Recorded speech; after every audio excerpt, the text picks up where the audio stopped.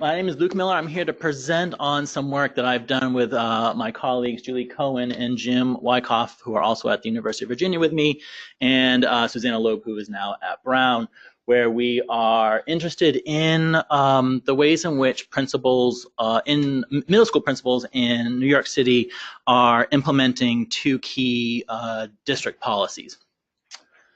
So the motivation for this comes from what we all know about, right? We all know that there's been a large investment in policies to support teaching effectiveness. This is Race to the Top, NCLB waivers, and we probably also know that the evidence of effectiveness of these policies is mixed at best, and there's been a fair number of individuals calling for us to abandon this effort, that this is not working. We put all these resources that could have gone somewhere else. Let's do that and move forward.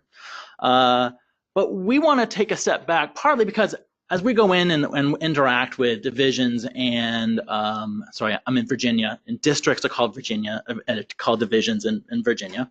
So as we go into schools and districts and talk with individuals, as policy analysts, there's a bit of skepticism. Like, oh, great, so you got something new, and 3 years from now it'll be something else. That we don't want to sort of feed into that. So we're interested. We know that implementation is key to this, and we also know that in these policies aimed at improving teacher effectiveness, that the principal plays a key role. And there's some research out there that looks at how principals are engaging in policies and highlights that a fair number of principals are actually implementing the policies in ways that aren't really consistent either with their personal goal of improving teacher effectiveness or the goal of the policy. The goal of this paper is, and this analysis, is to add to that literature, to help understand the way principals, the way they approach the implementation of these key policies. And the thing that we're really interested in is their belief that they, as a school principal, can actually improve teaching effectiveness in their school. If they don't think they can do it, then they're not going to look at a policy that's designed to help them do that and actually implement in a way that achieves that. We're going to call this belief perceived principal agency. You may be thinking self-efficacy. It's similar, but as I get into this paper, I'll explain and hopefully convince you why we are not using the term self-efficacy. And again, the goal of this analysis, this is not causal analysis. This is a goal here is to develop hypotheses about how principal perceived agency drives the way they implement these policies. So the two policies in New York City that we are looking at are the tenure reform that was implemented beginning in the 9-10 school year that we have presented at this conference previously. The big thing here was they really put more emphasis on the principal and held the principal accountable to ensuring that the teachers who were awarded tenure actually met performance standards. The big thing here is that there was a large increase in the percent of teachers who had their probationary period extended a year. The second policy is the advanced system, the teacher evaluation and development system that New York City started rolling out in 12-13. And as many of these, similar to many of these systems across the country, where the teachers are evaluated on a mix of their contributions, measures of their contributions to student learning, and measures of their teaching practice, which is coming from observations from principals, assistant principals, and superintendents. So here is our theory of change.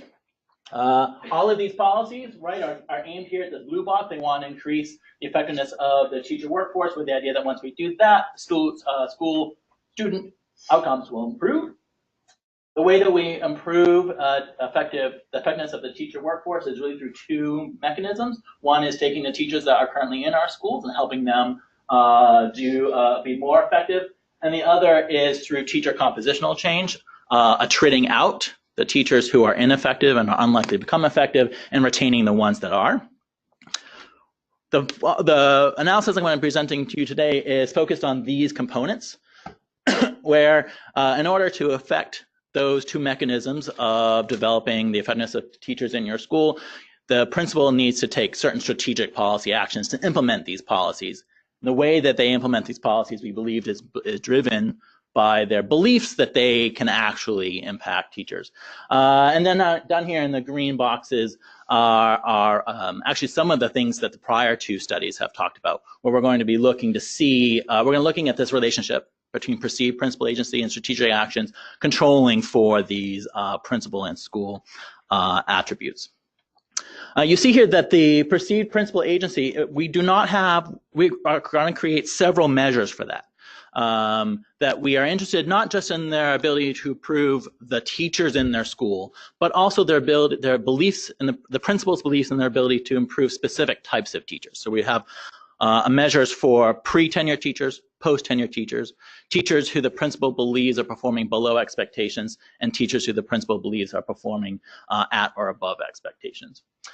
So there are three research questions. So first, we want to know, okay, how does our measure of perceived agency vary across our principals? How does it vary across those four different groups of teachers?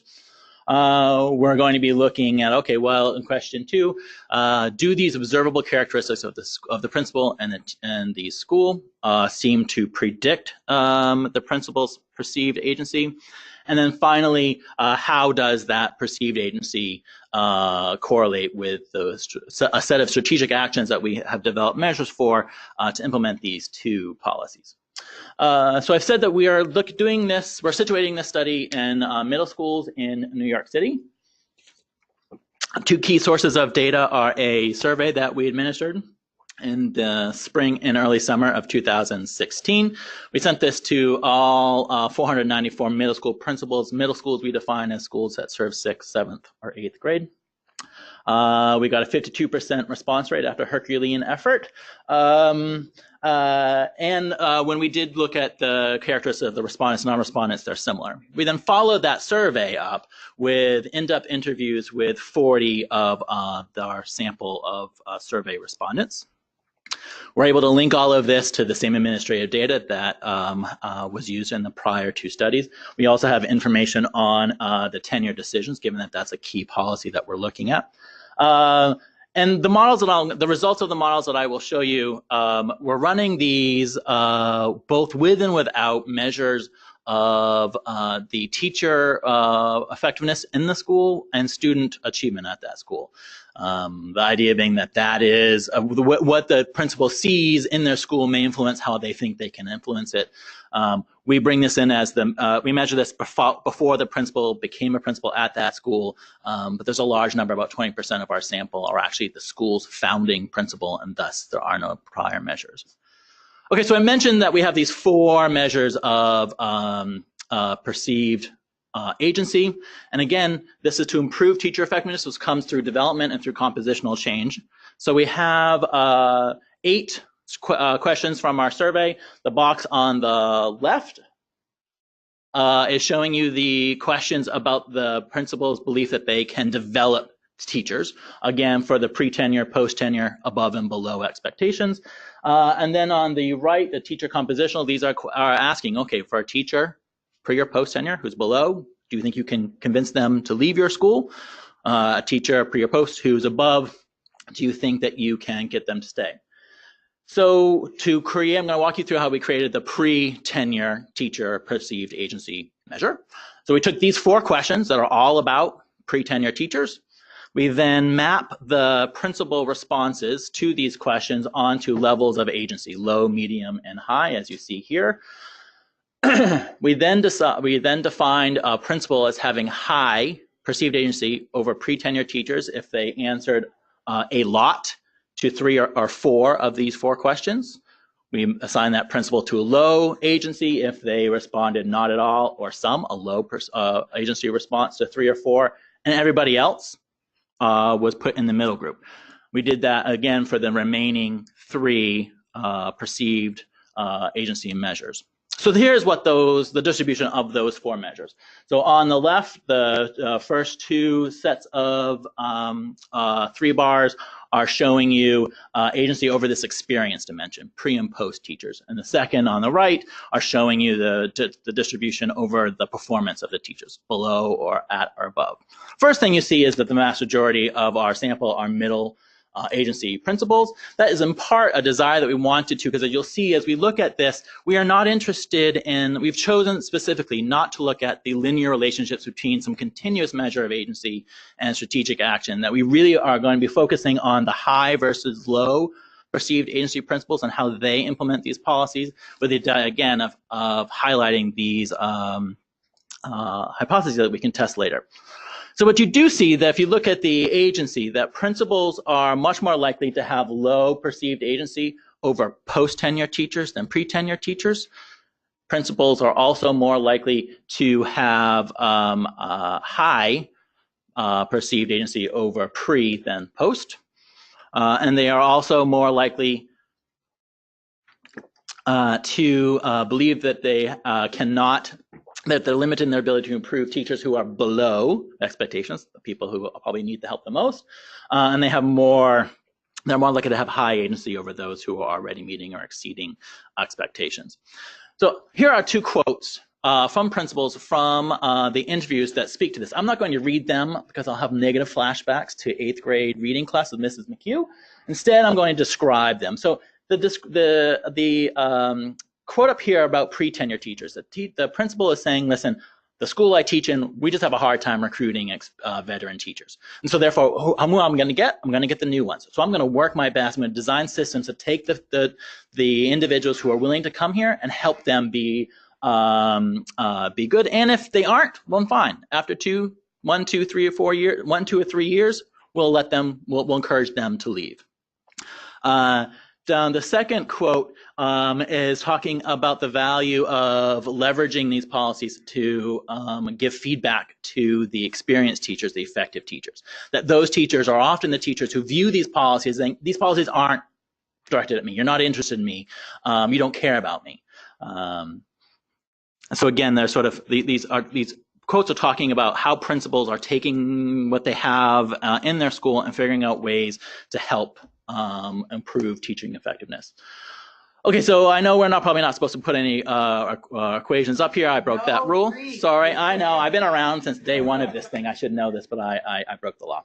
Okay, so basically so all of those principal and school attributes, we're seeing if any of those predict any of the 4 measures of agency. This includes things like how many years of experience you have in the principalship. Were you a teacher at this school? None of that seems to predict our measures of agency. The only consistent pattern is that it seems to be that principals in schools with high concentrations of non-white students report lower agency than other principals. Now, that could be something about the principal. That could be something about the school. We're not really sure what. We don't have the ability to unpack that, but that's the only thing that popped out. But if you look at the interview analysis, 2 key things popped up in that we weren't really able to get a measure of to bring into that nasty Greek equation. First is the teacher labor market, where so remember, one way of improving teacher effectiveness is through this compositional change. School principals in places where they felt that they couldn't, like they can get rid of, I can encourage this teacher to leave, but I can't get a high effective teacher to come in.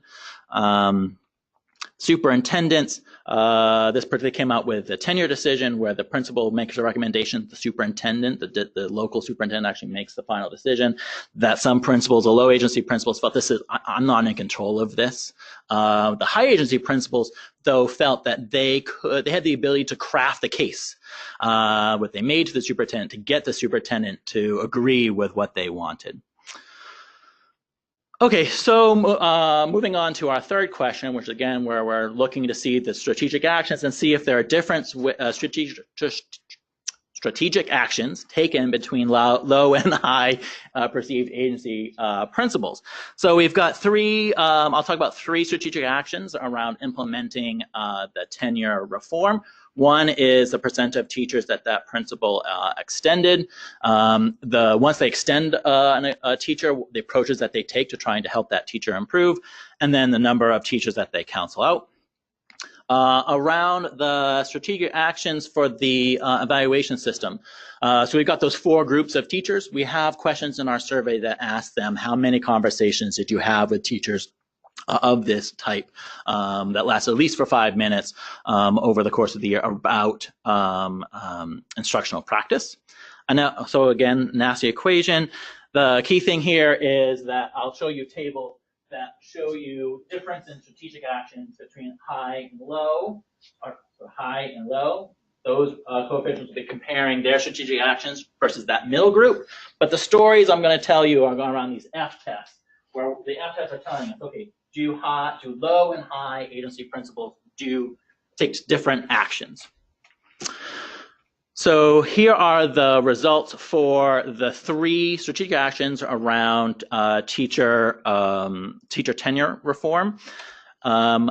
This is what I'm going to tell my stories about. Again, this is showing you whether or not those 2 groups of principals take different actions. And the agency measure that I'm using here is the pre-tenure teacher agency measures, because those are the teachers who are impacted by the tenure reform. So what do these results show us? So first, it shows us that low perceived agency principals over pre-tenure teachers they extend more of them. Once they extend a teacher, they provide that teacher, they engage with that teacher less in trying to help them improve, which is either giving them additional support or saying, you know, fine, I'm extending you, I'm not denying you, but I think you may want to leave. They're less likely to do that. And then if you look at all teachers, these low perceived agency principals counsel out fewer teachers. So they're less likely to use that mechanism to improve teacher effectiveness at their school. So those are their actions. So we also ask questions in our survey about their beliefs about the process and their role in it. And the results of these show that low agency principals over pre-tenured teachers are less comfortable with their role in implementing this policy. So we ask questions. Okay, so did you have the information that you needed to make the decisions, to make the tenure decisions? Low agency principals are less likely to respond yes to that.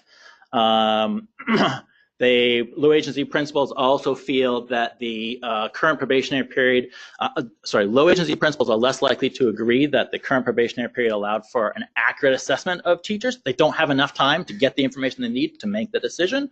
And there's suggested evidence that they actually feel less control over the tenure process.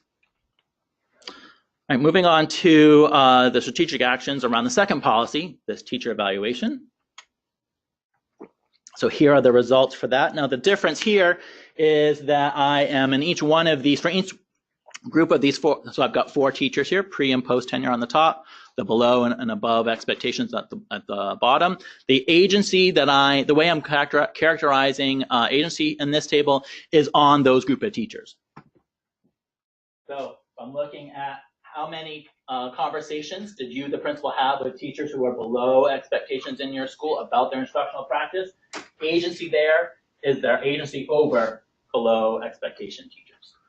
The agency measure that is reflected here is their agency over teachers who meet or exceed expectations. What these results show is that principals who have believe that they have less ability to improve a specific group of teachers, improve their teaching effectiveness, have fewer conversations with that group of teachers. So again, if you don't have the teacher evaluation system is built on these conversations between principals and teachers about their performance. If I don't believe I can improve them, I'm unlikely to want to spend much time talking with them about that. So again, those are actions. How about the beliefs, the principal's beliefs about this system? So we ask a bunch of questions about how challenging the principal finds certain aspects of their role in implementing and carrying out this teacher evaluation system. And it turns out that low agency principals find all of these different aspects more challenging. So more challenging to talk about content-specific information and a subject that the principal did not teach. Down here at the bottom, I worry that providing negative feedback will lead the teacher to undermine my relationship with other teachers. That again, low agency principals feel are more challenged in terms of having these conversations with teachers. So the summaries that the contributions that we believe our paper makes are really threefold. First, some of these relationships have been looked at in some really nice, more smaller scale studies, maybe up to eight principles. We're able to look at these relationships over a much larger sample of principals, teaching leading schools that vary in their context.